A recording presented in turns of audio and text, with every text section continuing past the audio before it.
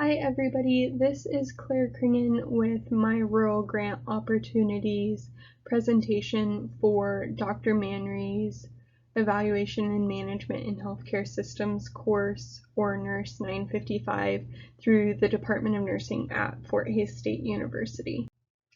For the geographic location that I chose, I relocated to Oklahoma City in March to work at Oklahoma Children's Hospital, so I focused on grant opportunities available in Oklahoma because I've quickly fallen in love with the community and opportunities I have down here.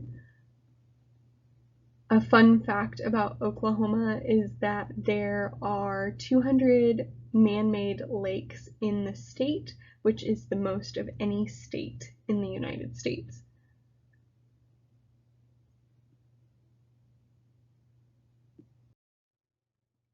The potential funding organizations that I researched for this project include the Carolyn Watson Rural Oklahoma Community Foundation, which serves rural communities in southern Oklahoma, and the iFund grant program, which serves programs aimed at elderly children and healthcare within the central or Oklahoma City area of the state.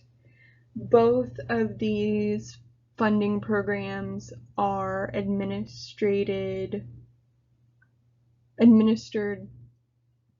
by the Oklahoma City Community Foundation, which is a nonprofit charitable organization that states its mission of serving charitable purposes of its donors and the charitable needs of the Oklahoma City area through the development and administration of endowment and other charitable funds with the goal of preserving capital and enhancing value. This group primarily serves grant opportunities and other sources of funding within the central Oklahoma or Oklahoma City area, but it does have some outliers like the Carolyn Watson Rural Oklahoma Community Foundation that serve other parts of the state. They administer the overall foundation. The Oklahoma City Community Foundation administers trust funds, grants, scholarships, and endowments for over 1,800 different groups or funds throughout the state of Oklahoma, but primarily focused in that central Oklahoma area. The Carolyn Watson Rural Oklahoma Community Foundation is a grant fund dedicated to improving rural quality of life in Oklahoma. Carolyn Watson was a lifelong Oklahoma native. She was born in Ada, Oklahoma, and lived most of her adult life in southern Oklahoma as the CEO and chair of Shamrock Bank Shares, which has locations throughout the southern portion of the state.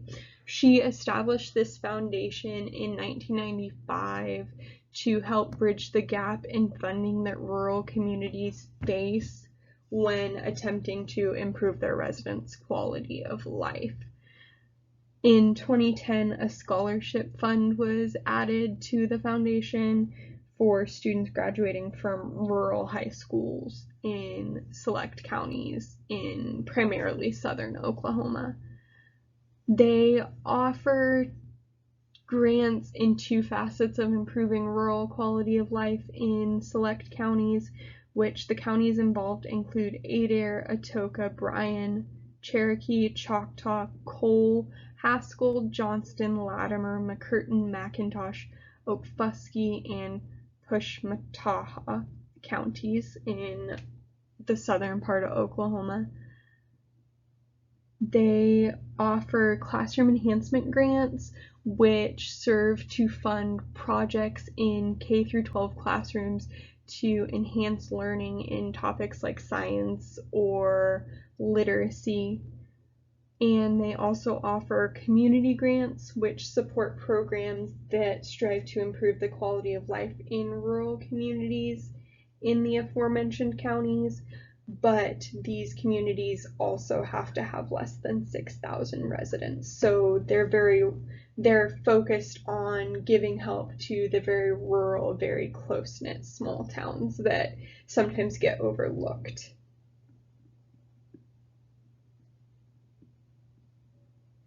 The community grants are awarded to nonprofits or local governments that support community improvement in areas such as culture, literacy, or health. The DNP would be focused on community improvement within health, typically just by their skill set and what they are passionate about. They highlight programs that promote and increase access to preventative care services, projects that promote the patient's ability to manage their own care through health literacy, or projects that promote primary prevention behaviors like exercise and healthy eating within these small rural communities. They provide grant funding of up to $10,000 for organizations serving one eligible community within that list of counties, and up to $15,000 for organizations serving more than one eligible community within that list. The process of applying for the community grant via the Carolyn Watson Rural Oklahoma Community Foundation includes that individuals are not eligible for funding through this program, but nonprofits and local governments can apply for funding. They would first need to reach out and communicate with grant employees by email contact, explaining the organization and their plans in a sort of simplified proposal that includes the name of the organization, their address, their program idea briefly explained, and the target population that they hope to serve. They would then be granted access to the application if they were deemed to be appropriate for these funds, and they would then fill out and complete the grant application by February 1st of 2022 to be considered for this next grant cycle. The deadline to request the application and reach out to grant organizers is February 28th of 2022, and again, that is done by email.